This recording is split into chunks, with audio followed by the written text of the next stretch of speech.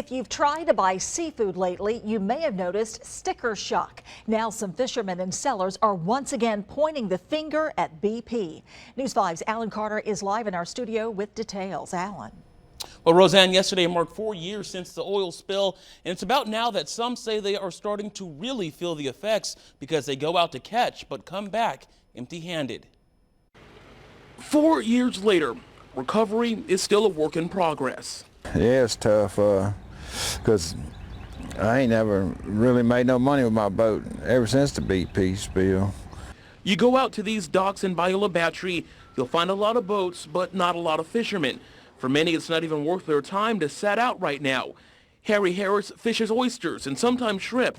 That's if he can find any. Everything's going up because there ain't much of it. You know, before it used to be plentiful. You know, now you'd be lucky to find a spot and you better not tell nobody. The hardship on the waters gets passed on to the counter. Yeah, this is some smaller stuff. Last year this time, this is doubled in price. Ralph Atkins at Southern Fish and Oyster says he had to jack up his prices on some items that lately are hard to come by and expensive. Is that it's bottom things, shrimp, crabs, oysters to a certain extent. His theory is that the spill took out some of the food source for the bottom-feeding fish, which in turn knocked down their population. And I'm looking out here and it's for the first time in my 48 years walking in the door and it's different. The only common denominator is that oil spill. Right now, he says the industry in the Gulf is dying, with casualties that may even include himself. Do I stay here in this stuff and put, my life savings, do I put into it to keep it going? It's hard not to, but, at some point, I got to face reality. And a lot of these workers did take payments from BP. They said they thought it would help them get over the hump. The problem is that the money wasn't sustainable, and because of that, they're still not over that hump. Reporting live tonight in the studio, Alan Carter, News 5.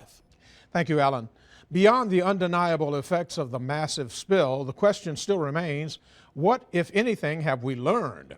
News 5 reached out to BP today for some answers. Here's what they had to say. We are committed to sharing the lessons learned from the Deepwater Horizon accident and response in the Gulf of Mexico to help develop the enhanced capabilities and practices needed to prevent this type of accident from happening again. Technology helps us to manage safety better in deepwater drilling and production.